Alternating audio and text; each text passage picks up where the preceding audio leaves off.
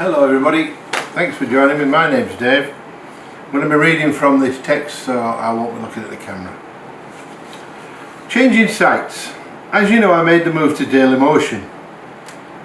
Well, Dailymotion, as it turns out, is very much behind the curve. For example, they've been running now for at least 10 years and they still only allow comments in certain EU countries and the USA. Coming soon was their answer, which for me is not good enough. They say that the Android and Apple can comment on apps, but on my Android device they cannot. Every now and then the comment section would appear on my browser, but then it was gone the next time, which is not good enough either. Either it works or it doesn't, and it appears to be the latter is more prevalent.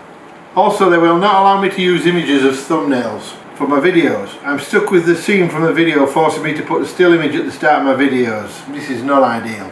So with this in mind, I decided that since YouTube were not playing ball, I would consider moving again, and looked at the Canadian app Rumble. I have even uploaded some videos to test it. To be fair, I like it better than YouTube, but please go and have a look and feel free to make comments. Now, I've never heard of Rumble, or I hadn't, but it is very YouTube-like, and it seems to be working for me, with the only restriction so far being the custom URL, which will appear apparently when I get 20 followers. Since I trialed Rumble, YouTube has now allowed me to move the channel in the monetization direction. Yes, I'm not making any money, but they have finally allowed me to move in the right areas. So here comes the part which will, for you, but will cost you nothing. I need watch hours on YouTube or followers on Rumble. I don't care. Whether you actually sit and watch my videos, that's entirely up to you. However, I need you to play my videos so that I can get watch hours up to 3,000 from 1,435. Not such an impossible task, but I need help, and I reckon if we all watch 2 hours, it would be achieved easily. If you want me to stay with YouTube, then this is your opportunity, or we can move the channel to Rumble, where we only need 100 followers to monetize. A link to Rumble will be below in the comments. Please let me know what you think, but be warned, it is very YouTube-like. Now on to the video for today. Petrol versus diesel.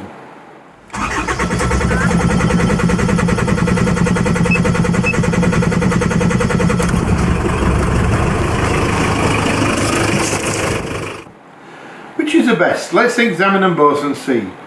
We use the V6 against the 4JX1T. Fuel usage. Now, all facts and figures are from the King's website on YouTube.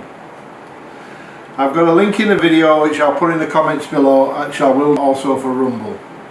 Fuel usage. Diesel uses on average 10 litres per 100 kilometres at $1.50 a litre, at $15 per 100 kilometres, or $3,000 annually over 20,000 kilometres. Petrol uses on average 14 litres per 100 kilometres, and at $1.50 a litre, $21 per 100 kilometres. That's $4,200 annually. This means that if you fill up your car and use it for approximately 20,000 kilometres over a year, you'll use on average $1,200 more petrol than you would diesel. Towing. Because diesel uses a lot of low down grunt, when towing, diesel will have way better fuel economy than petrol will. Petrol engines produce their power higher in the rev range, which means diesels win again. Diesel engines with approximately 1.5 to 2 ton trailers will use around 15 to 20% more diesel than running without them. Whereas a petrol engine with approximately 1.5 to 2 ton trailer will use about 30 to 40% more petrol. That means when towing, a diesel will use far less fuel. And as far as I see it, that's 2-0 to diesels. Servicing intervals. Generally, diesels are serviced more often and use more oil and filters than petrol. If I fully service my 4JX1, it costs me around 50 to 60 for 4 filters. That is 1 diesel fuel filter, 2 oil filters, 1 for the HEUI system, 1 for the engine, and an air filter. I also have a cost of approximately $70 to $100 for oil. The 4JX1 holds 7.1 litres, where the V6 holds 5.1 litres.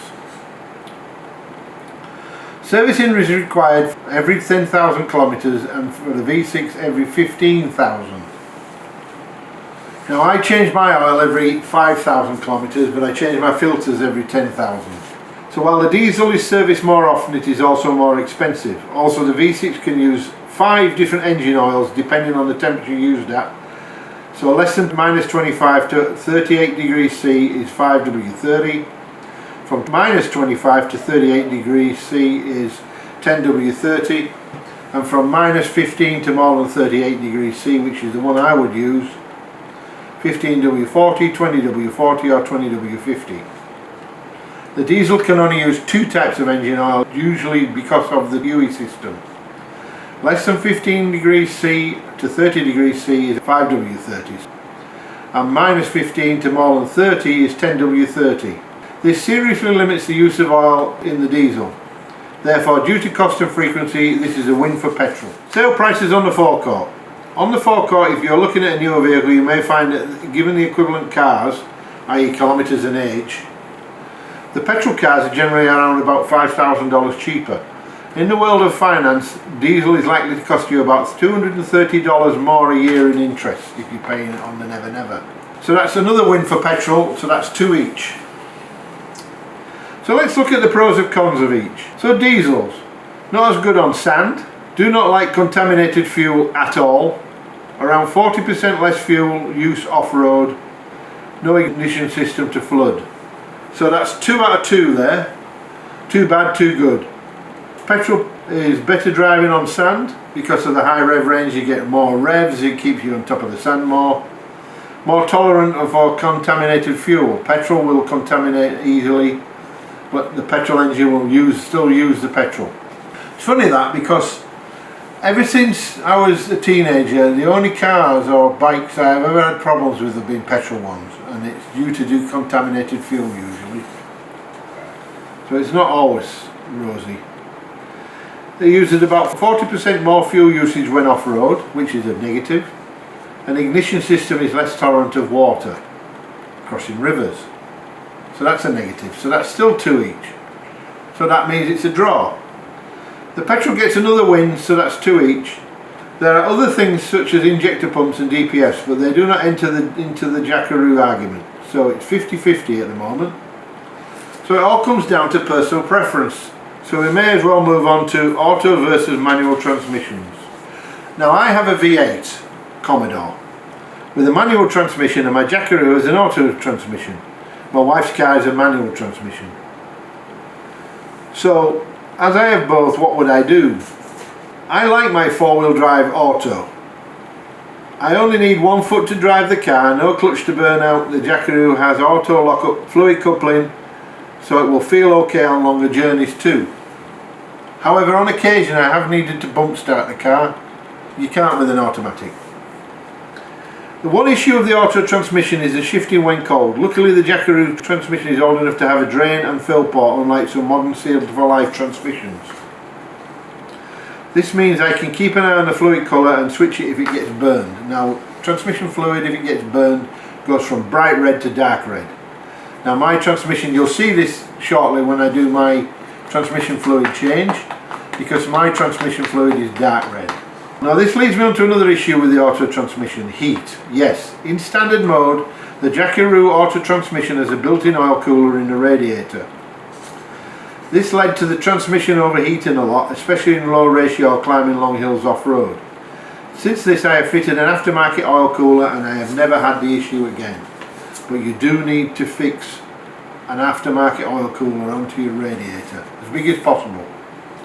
But not so it blocks the radiator, of course. Mine's being fitted onto the air conditioning condenser, so you don't see me change it very often. Now Rob has a manual transmission which he swears is better. I'm not so sure though, because if you burn out your clutch, that's a big job to swap out. Manual transmission do give you more options off-road, however. You can jump start them, you can select any gear if there's an issue. Also, if your clutch fails, you can roll and start them. Whereas if your auto transmission fails off-road, you may not be able to get home. However, there is no clutch to operate, especially on steeper hills, which is one of the reasons why I like them. Again, we are back to personal preferences. I hope you get something from this. Thank you for watching. I'll see you on the next one, which is likely to be me changing my transmission fluid at the weekend. So bye for now. See you later. Don't forget, please, either arrange for some watch hours. Thanks for joining me. Bye.